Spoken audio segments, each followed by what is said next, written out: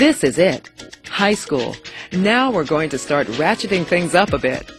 Instead of just taking basic classes, if allowed, youth should try to get into some advanced placement AP classes or IB classes. IB for International Baccalaureate. But maintain balance. Be realistic. They should challenge themselves, but be reasonable. These classes are more demanding. And take note of this while youth are preparing their course plans. College prerequisites, which are classes they need to complete to get into college, often go beyond high school graduation requirements. So course plans should be filled out accordingly. Youth should be planning as far ahead as their senior year to be sure they'll meet all the requirements for graduation and college. Starting this year and throughout high school, youth should also get involved in volunteer work and extracurricular activities. Colleges are interested in enrolling students who are well-rounded, so have them look into volunteering in the community and activities that would interest them. Sports, theater, art, music, there's many groups to choose from. I would really encourage them to do some sort of community work, and there's all kinds of areas that they could attack in that. You could do things for homeless, you could do things such as mentoring other youth, you could do tutoring in schools. I know that a lot of the schools could really use people that could help with literacy programs. Any of those kind of things would be incredible.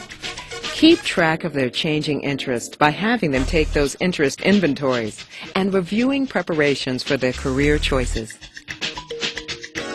Because test scores are used by colleges to determine who might be accepted, youth should take practice exams like the PSAT and PLAN in the fall of their 10th grade year. Review the test section of the Gear Up brochure to get more information on these and other important tests. Keep up the schoolwork and make those grades using good study habits, time management, and goal setting.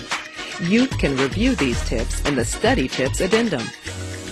And for peace of mind, take a look at all the programs available to help youth pay for post-secondary education and guides to help youth get accepted into colleges and trade schools. Take a look at the Financial Support and Resources Addendum. It covers a lot of important information that makes post-secondary education doable and affordable. Keep that parent-teen team strong and stretch those wings. We're getting ready for takeoff.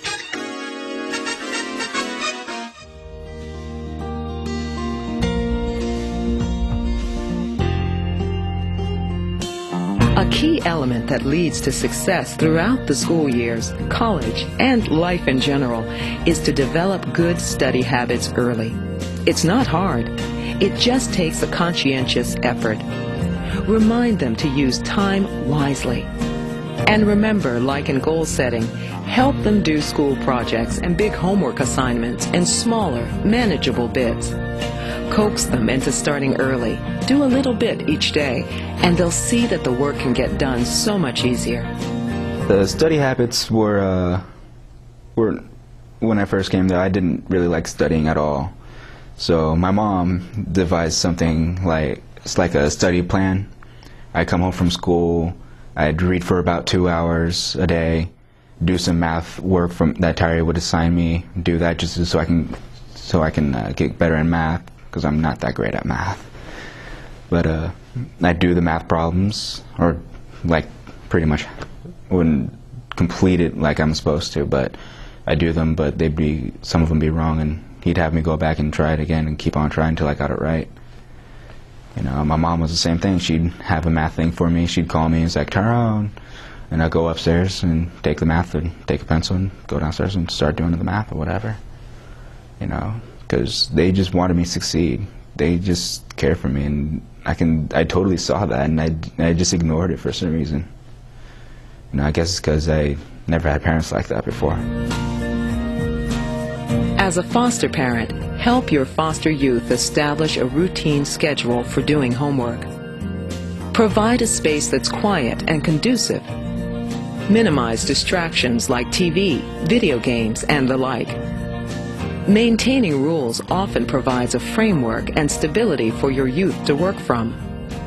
So we have established quiet time We don't do TV. We don't do noise in the background. We have everyone's at the counter or at their desk doing homework, and we check everything and are available for questions. And sometimes we don't know the answer, so we have to go look it up or read the help, especially in the some of the math.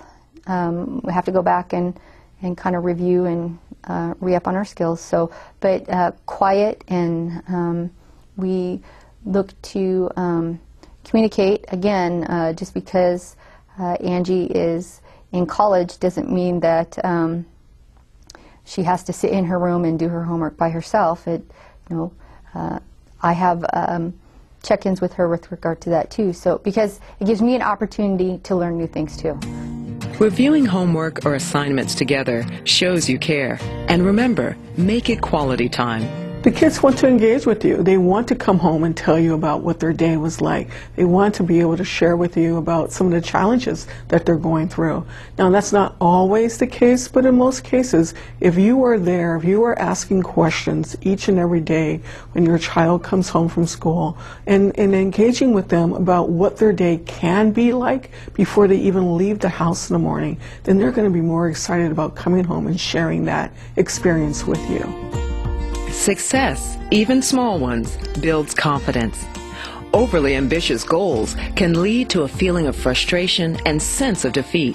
For high school students, have a rigorous schedule, but don't make yourself overwhelmed.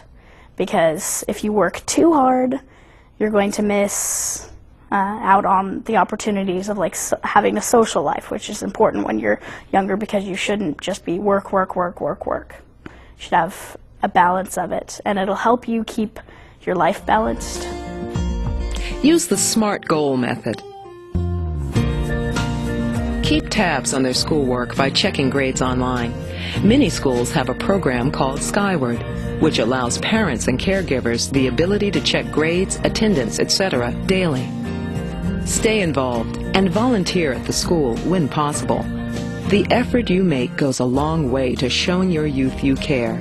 When they see that you care, they develop a positive sense of self and can then consider long-term plans for themselves.